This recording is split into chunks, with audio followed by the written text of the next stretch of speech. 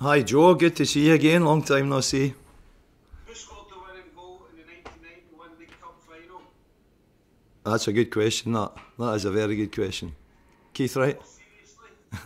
What's the squad like? What's the regulations? What's the rules for who you can play? And how's that affected the squad?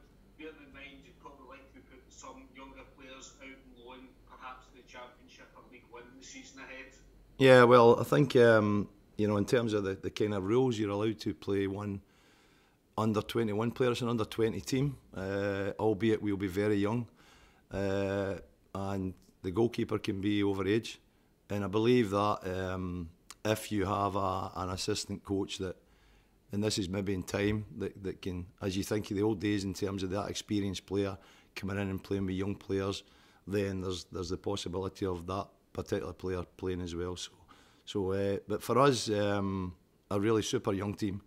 We've got a lot of players now, and it's been great. A lot of players that are up with the first team, so they will stay with the first team, and we'll then bring in other younger players. So Owen Moffat probably would be playing the Colts side. He's consigned to the first team for the Well, season ahead. well, we don't know who, for example, who's it going to be. I mean, Owen has done really well. That's been a real plus. So there's every chance that Owen will be with the first team tomorrow. I don't know what their squad is, but you can see even there's been a lot of press. Even Callum McGregor gave Owen a lot of positivity in what he's done up here and training on his own at times. So that's one that's really exciting for us as well. So that's a really positive story, that, and there's more than just one. There's Dane Murray, Adam Montgomery, Ben Wiley, Leo Helder, Barry Coffey, Tim Belly. So all these players have been with the first team, and they've equipped themselves very well, I believe. Thanks, Joe. And they allowed movement between the first team and the Colts. Yeah, of course, absolutely. Thanks, Joe. I'm surprised you're not on some boat trip. Not yet. Not yet. Right, Raman. Morning, Tommy. Hi, Raman, how are you? Hi, I just wanted to ask you, what do you feel will be the benefits in terms of player development for these guys playing specifically in this league? I think it's going to be a learning curve. I really do, and I think it'll be a great experience for them. I know for a number of years we've been going on about a Colt team or a B team getting into the kind of lower league.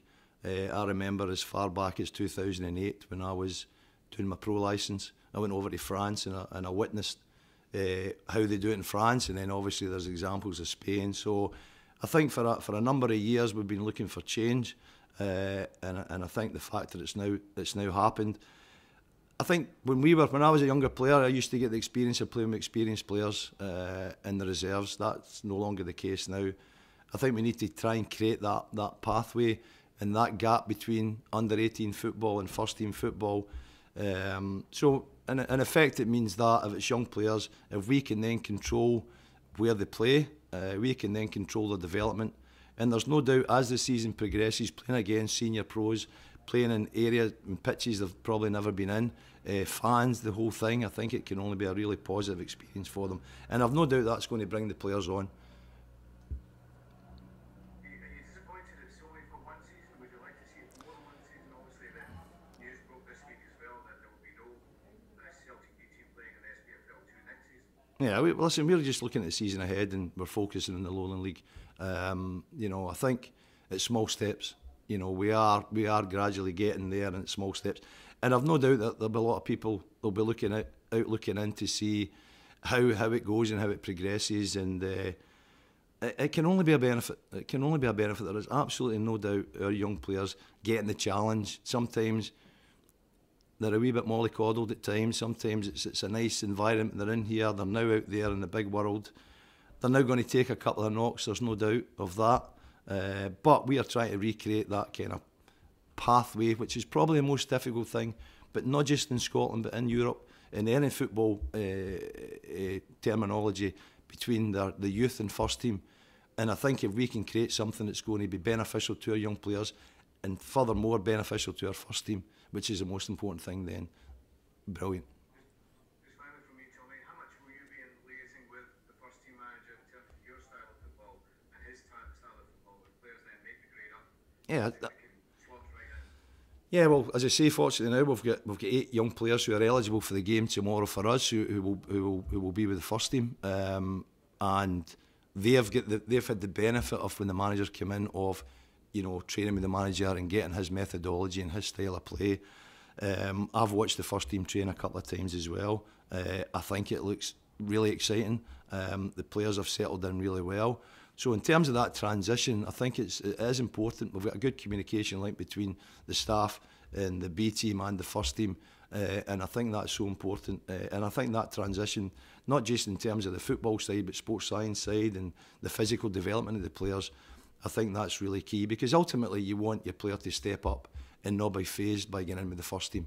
You know, and if we can kind of control that side of it, so that when they do go up, you know, they're not alienated by it. They're really focused on. They know exactly where they fit in. They know exactly what the demands are of training with the first team, and they know exactly in terms of position specific what they should be doing.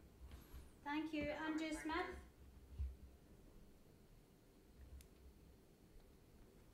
Andrew. Oh, sorry, I couldn't hear you there, Sham.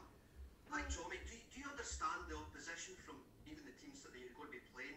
Bonnyrigg Rose being one of the chief ones that were opposed. He's been dropped in, parachuted into this level. Do you understand there?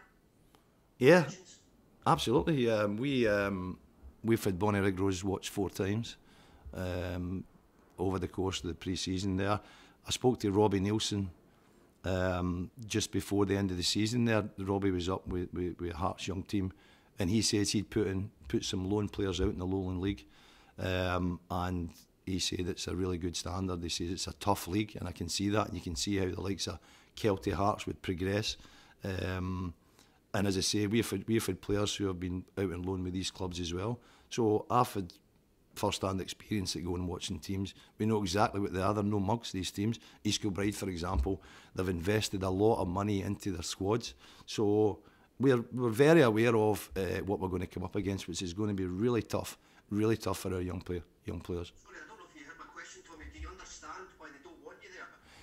Do you understand why Bonnyrigg Rose are so opposed to you being there? I don't know what the voting was in terms of, as I say, my only focus. 95%. So we are there. So we are there, and my only focus is the game and the season ahead. That's my focus. So, do you understand that, like, Andrew, Tommy's focused in the season ahead. Yeah. I'm just asking Tommy a question, which he doesn't seem to. He has answered it. We are there. We're playing our first game tomorrow, and that's what Tommy's focus is on. Sorry, Tommy, I'm just asking a question. If you don't want to answer it, that's fine. He did answer. No, I have answered it. You understand why they're opposed to you being there? I understand that we're playing a game tomorrow, and the fact that we're focused on the season ahead, and that's the main thing. That's my main focus for me and the team. Have you got anything else, Andrew, before we move on?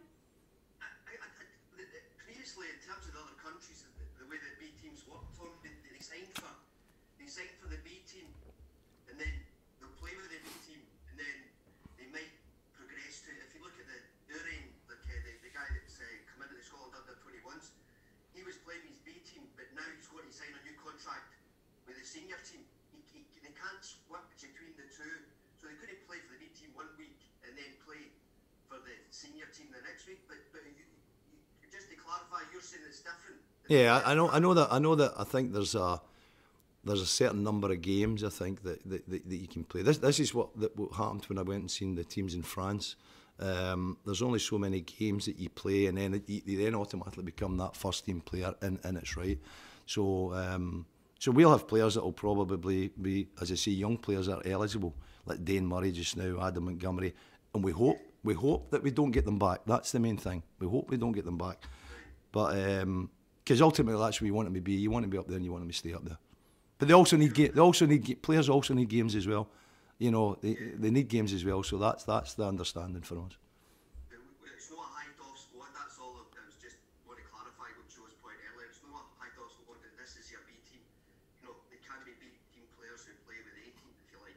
No, we've as I say, we've got a really young side. We're now looking at, based on the number of players that have been up with the first team now, we're looking at bringing in players from under 17s, under 18s. What a challenge that is for them. What a challenge it is for us.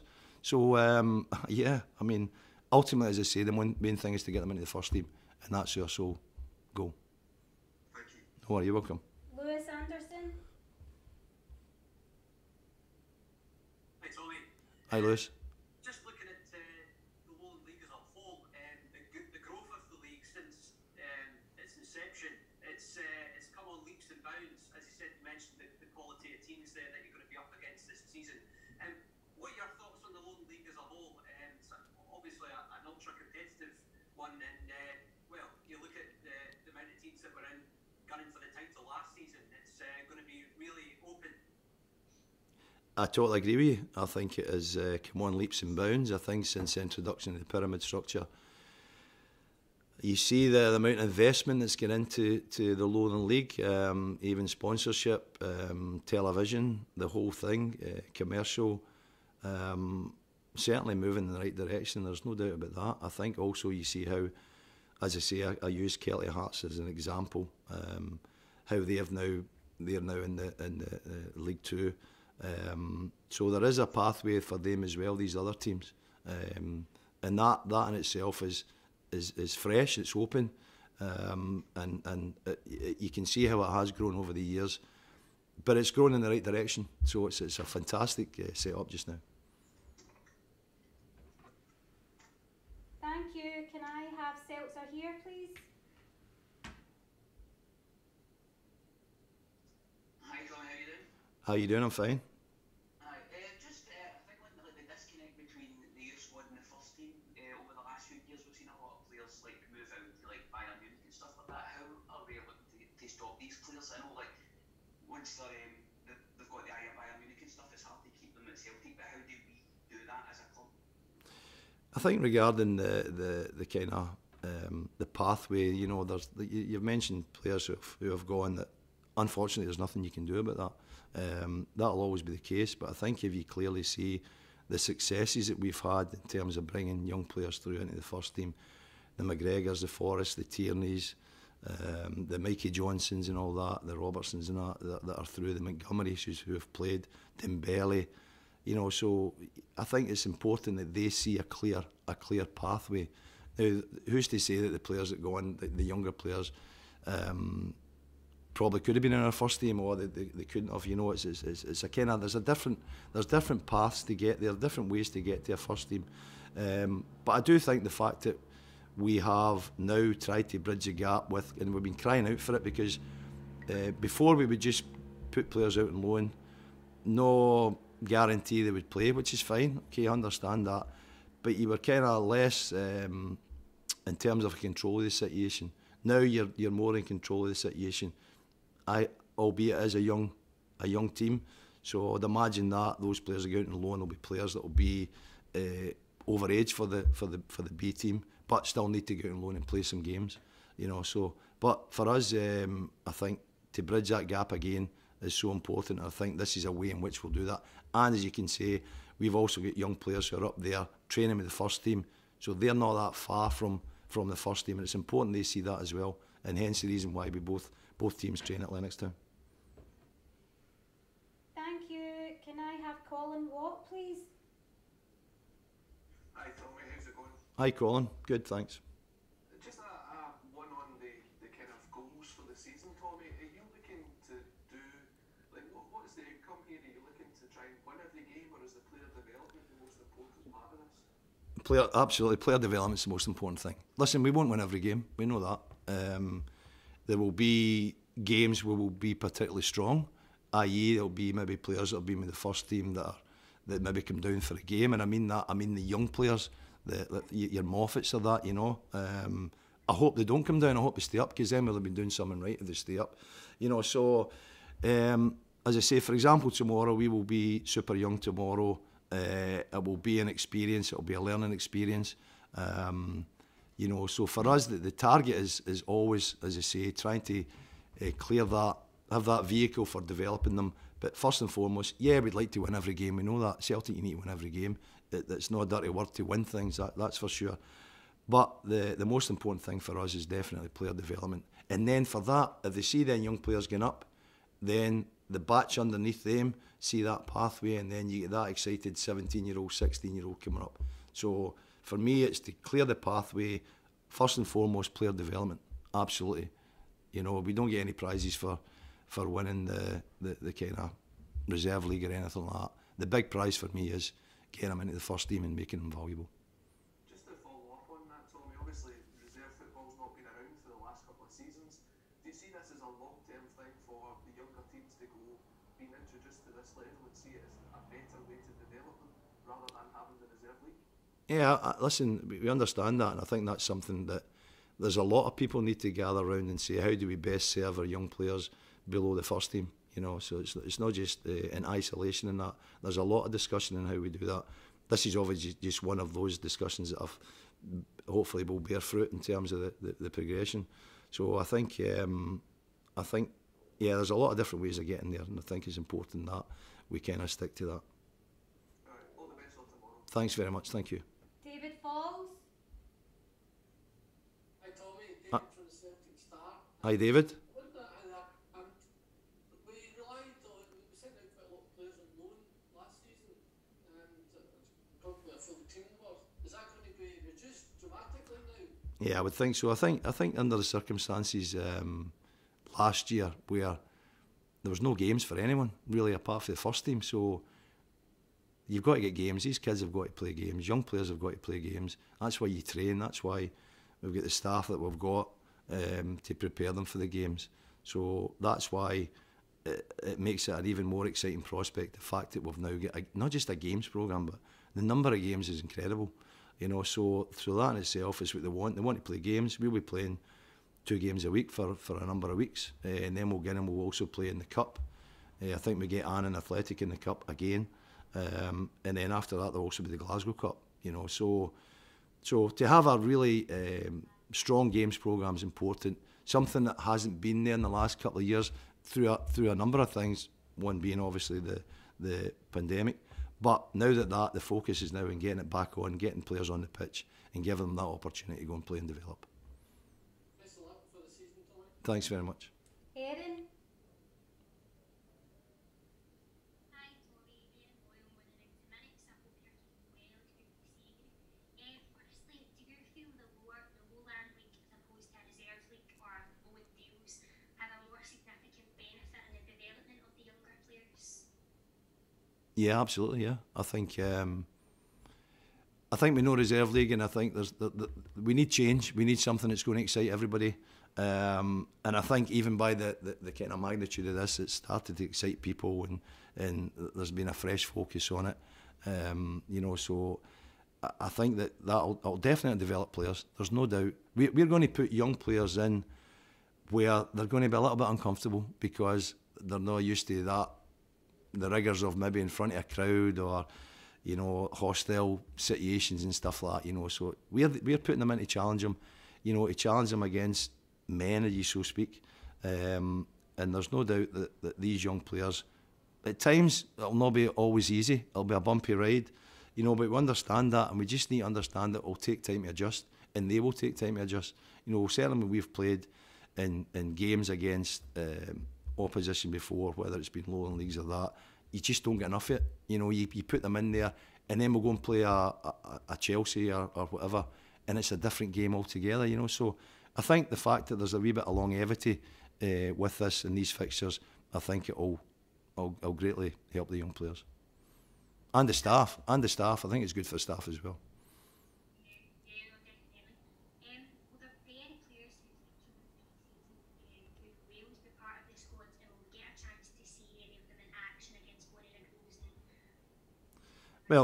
Well, there is, as I say, there's 8 players that have been with the first team. I don't think they'll be involved tomorrow with me. I'm hopeful they're not, in fact.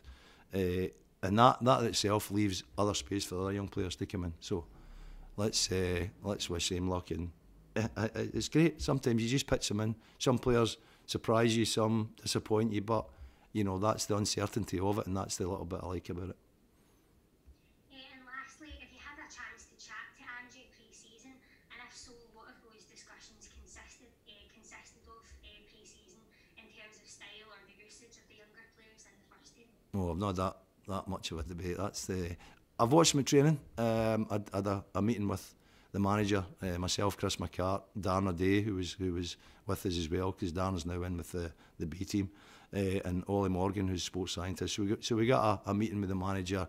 He just explained to us his style of play, his methodology. He was very open, great in terms of really excited what he spoke about, but also the fact that to see him on the pitch is probably the kind of proof. You know, you can talk, but to actually see everything unfold on the pitch was exciting for us as well. And it is important we try to mirror to see what the first team are doing, and there's no doubt that message is starting to come through. Definitely, it's exciting times for the B team, and all the best for tomorrow. I look forward to seeing you flourish. Thanks very much, Aaron. Thank you. Ewan Davidson, please. Hi Tommy, it's Ewan from 67 Hill here. How are you? Hi Ewan, how are you? Not bad. So just wondering in terms of kind of squads outside the Celtic first team, the Celtic women's team found a real connection with supporters over the last 12 months or so specifically. Obviously with a very busy schedule ahead and kind of more access for supporters to watch the B team, is that the kind of thing you're hoping for too, to sort of make household names from some of these young guys? Yeah, of course, absolutely. The women's team have done really well. You know, they'll be in the Champions League and they'll be able to play this year. And we have been involved and we will play our games at Airdrie, and the women's team will play their games as well there. So we've had to kind of dovetail a little bit in terms of fixtures, but there's not really any real clash. I think what we're trying to do is make sure nothing collides with one another. I think we want to open these games out to as many people as we can, so they can see the women's game, they can see the B squad, they'll see the first team game as well. So you know, I think it's exciting times, and as I say, you did mention the women's team, and rightly so, they've done really well. Sorry to interrupt, I'm aware that training is starting for the team in 5 minutes. I want to give everybody the opportunity to speak. So, sorry Lewis, can I move on to Paddy? And it's one question each, if we can just get through as many people as possible in the next 5 minutes. Paddy, if you can ask your question, please. Hi there, yep. Thanks very much, Paddy from the Celtic Exchange here. Tommy, thanks for taking the time to speak to us again today. We really appreciate the fan media stance that Celtic are taking at the moment. What I would say just now, one of the things that I've been looking at is obviously you're talking about the fixture programme. It's going to be great for the young players being able to fulfil a season. Also, there's a chance if the first team do make the UEFA Champions League, that the team get entered into the youth league as well. Is the squad going to be of a good enough size for yourselves to possibly complete that full programme? What would it have to be? Young players possibly coming up further from the academy? Yeah, that may well be the case. Yeah, I think. Yeah, well, I mean the Champions League's under 19 one, and you're right. If the first team, and we hope the first team make the group stages, then we automatically get into that. So, but then when you think about it, in these number of games and all the number of games that you mentioned, to what a great kind of preparation that is for going into the kind of Champions League. It's fresh as well, so it's all systems go for me. Good stuff. All the best for tomorrow, mate. You're welcome. Thanks. Thank you, Paddy. Can I have Ryan Brown, please?